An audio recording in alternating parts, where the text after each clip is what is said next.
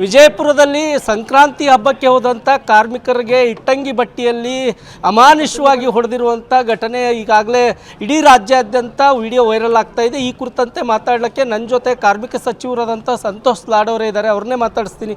Sir, ಈ ಒಂದು ಘಟನೆ ಬಗ್ಗೆ ಹೇಳೋದಾದರೆ ಏನು ಹೇಳ್ತೀರಾ?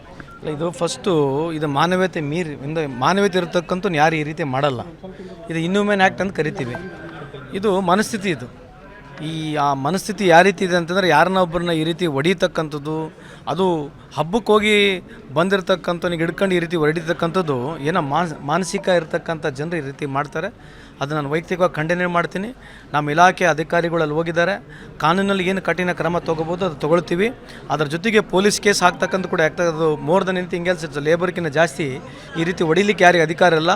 ಅದಕ್ಕೆ ಮೋಸ್ಟ್ ಪ್ರಾಬಬ್ಲಿ ನಾನು ಕೂಡ ಅಲ್ಲಿರ್ತಕ್ಕಂಥ ಸಂಬಂಧಪಟ್ಟಿರ್ತಕ್ಕಂಥ SP ಕೂಡ ಮಾತಾಡಿ ಏನು ಕಠಿಣ ಕ್ರಮನ ತೊಗೊಳ್ತೀವಿ. ಆದರೆ ಈ ಕಠಿಣ ಕ್ರಮಣ ಕೇಸ್ಗಿಂತ ಜಾಸ್ತಿ ಈ ರೀತಿ ಇಂಥ ಒಂದು ಸಮಾಜದಲ್ಲಿ ನಾವು ಇದೀವಲ್ಲ, ಇಡೀ ಕರ್ನಾಟಕ ರಾಜ್ಯಕ್ಕೆ ಇದು ಒಂದು ತಲೆ ತಗ್ತಕ್ಕಂಥ ಕೆಲಸ ಮಾಡಿದಾನೆ ಅಂತ ಈ ಸಂದರ್ಭಕ್ಕೆ ಹೇಳಲಿಕ್ಕೆ ಬಯಸ್ತೇನೆ. ಅಲ್ಲ ಸರ್, ಈಗ ಬೇರೆ ಬೇರೆ ಇಟ್ಟಂಗಿಯಲ್ಲೂ ಕೂಡ ಕಾರ್ಮಿಕರು ಬೇರೆ ರಾಜ್ಯದಿಂದ ಬಂದು ಕೂಡ ಕೆಲಸ ಮಾಡ್ತಿರ್ತಾರೆ. ಅವರಿಗೂ ಕೂಡ ಎಲ್ಲೋ ಒಂದು ರೀತಿ ಇಂಥ ವಿಡಿಯೋ ನೋಡಿದಾಗ ಭಯದ ಸೃಷ್ಟಿ ಆಗ್ತಾ ಇದೆ. ಅದಕ್ಕೆ ತಾವು ಭರವಸೆ ಕೊಡೋದಾದ್ರೆ ಕಾರ್ಮಿಕರಿಗೆ ಮತ್ತು ಮಾಲೀಕರಿಗೆ ಏನು ಮೆಸೇಜ್ ಕೊಡ್ತೀರಾ? ನಾವು ಈಗ ಈ ರೀತಿ ಮನಸ್ಥಿತಿ ಇರತಕ್ಕಂಥವ್ರಿಗೆ ಕಾನೂನಿನ ಕಠಿಣ ಕ್ರಮ ತೊಗೊಳ್ತೀವಿ. ಇದು ಒಂದು ಇಂಥ ಇನ್ಸಿಡೆಂಟ್ ಆಗಿರ್ತಕ್ಕಂಥದ್ದು ಇಡೀ ಕರ್ನಾಟಕಕ್ಕೆ ಒಂದು ಏನೋ ಒಂಥರ ಬ್ಲ್ಯಾಕ್ ಡೇ ಅಂತ ಹೇಳ್ಬೋದು. ಆ ಥರದ್ದು ಒಂದು ಇನ್ಹ್ಯೂಮನ್ ಆ್ಯಕ್ಟ್ ಮಾಡಿದ್ದಾರೆ. ಸೊ ಬೇರೆ ಮಾಲೀಕರಿಗೆ ಹೇಳ್ತಕ್ಕಂಥದ್ದು ಇಷ್ಟೇ, ಯಾವತ್ತೂ ಯಾವುದೇ ಒಂದು ಇರತಕ್ಕಂಥ ವ್ಯವಸ್ಥೆಯಲ್ಲಿ ಈ ಇಟ್ಟಂಗಿ ಬಟ್ಟೆಗಳ ಮಾಲೀಕರು ದಯಮಾಡಿ ಕಾನೂನು ಎಲ್ಲದಕ್ಕಿಂತ ಜಾಸ್ತಿ ಮಾನವೀಯತೆ ಇರತಕ್ಕಂಥ ಆ ದಿಕ್ಕಿನಲ್ಲಿ ತಾವು ಕೆಲಸ ಮಾಡಿ ಅಂತ ಹೇಳಲಿಕ್ಕೆ ಬಯಸ್ತೇನೆ.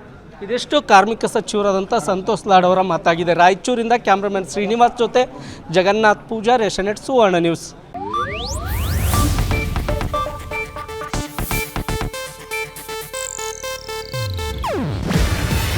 ಇದು ಏಷ್ಯಾನೆಟ್ ನ್ಯೂಸ್ ನೆಟ್ವರ್ಕ್ ಪ್ರಸ್ತುತಿ.